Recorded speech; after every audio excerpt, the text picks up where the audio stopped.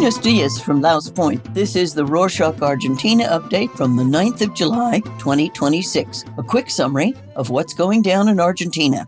We have to start the episode with the thrilling on-pitch comeback surrounding the national football team at the World Cup, which gave the country an incredible reason to celebrate right before Independence Day. Thursday the 9th marks 210 years since declaring its independence from Spain, but an even bigger celebration took place on Tuesday the 7th as the squad booked their ticket to the quarterfinals. The team executed a spectacular 3-2 comeback victory against Egypt. The team fell behind for the first time in the tournament when Egypt scored a header 15 minutes in, and then another goal in the second half. However, Fernando Romero, whom fans know as Cuti, sparked hope in the 79th minute by heading in a cross from Messi. 4 minutes later, Messi smashed in a spectacular volley to tie the match. The miracle was completed when Enzo Fernandez finished off a lightning-fast counterattack to seal the 3-2 win. This dramatic victory followed another intense scare on Friday the 3rd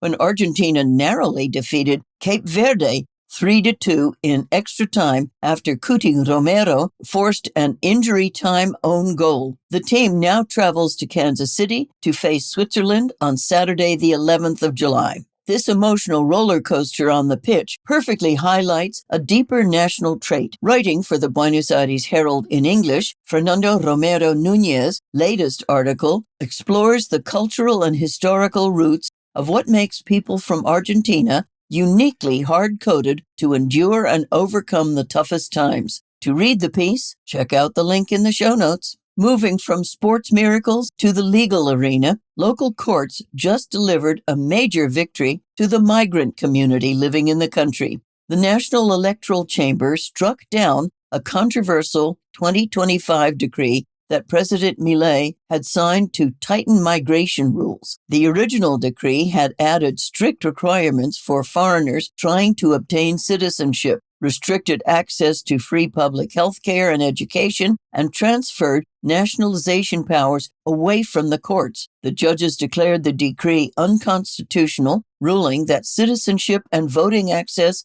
directly impact political rights, which means only Congress has the legal right to change them. Because of this ruling, the power to grant citizenship moves straight back to the federal judiciary. Since we mentioned the president, his administration is already drafting another massive package of economic overhauls to send to Congress. During a streaming interview on Tuesday the 7th, President Milei announced that he wants to implement a United States-style government shutdown mechanism in Argentina. Under the current rules, if Congress fails to pass a budget, the previous year's budget simply rolls over and the president can reallocate extra funds through emergency decrees. Milei's new proposal would change that completely. Once authorized funds ran out, all non-essential state operations must immediately cease. The president stated that the state will simply shut down to enforce his strict zero fiscal deficit goal. The upcoming legislative package also includes a complete rewrite of the central bank's charter to explicitly ban the institution from printing money to finance the national treasury.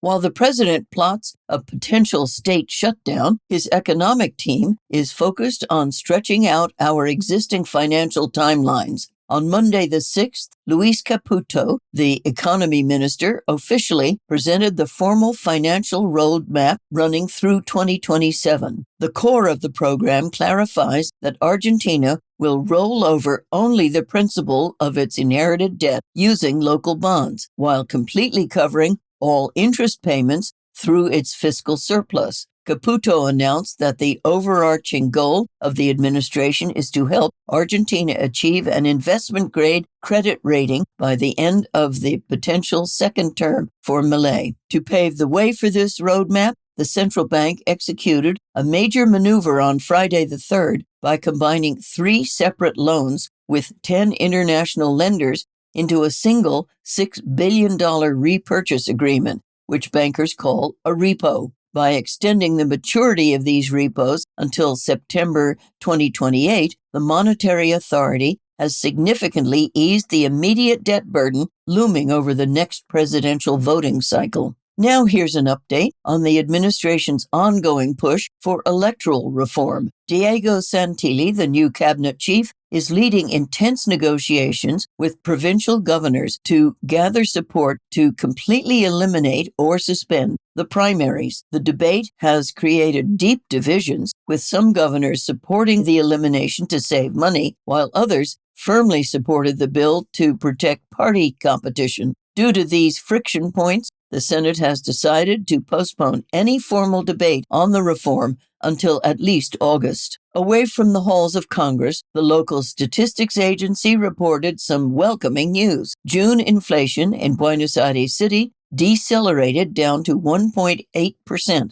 marking the lowest level recorded in 10 months and bringing the cumulative inflation for the first half of the year to 16%. Local officials stated that the drop was driven by a massive slowdown in food and beverage prices, and they are highly optimistic that this downward trend will replicate across the rest of the nation. While dropping inflation brings relief to households, a severe winter cold snap, coupled with geopolitical conflicts abroad, has left small local factories in a terrible bind. Following Trump's war on Iran, global liquefied natural gas prices skyrocketed because local gas distributors must prioritize residential heating during peak winter demand. Small manufacturers are facing immediate supply cutoffs and must choose between paying exorbitant international rates or completely halting production. This energy constraint serves as a stark reminder of the infrastructure bottlenecks that still threaten local industrial output whenever temperatures plunge.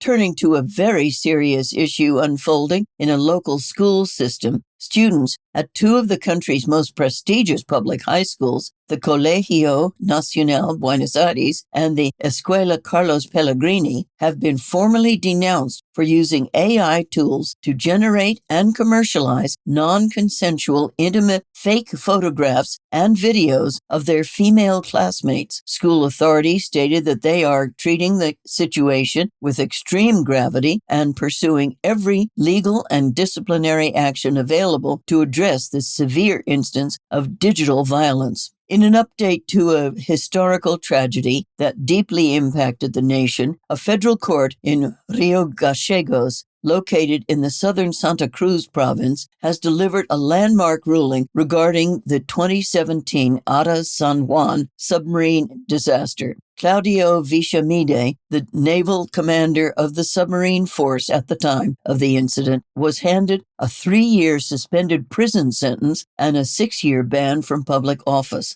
All crew members tragically died when the vessel suffered an electrical fire and imploded in the South Atlantic.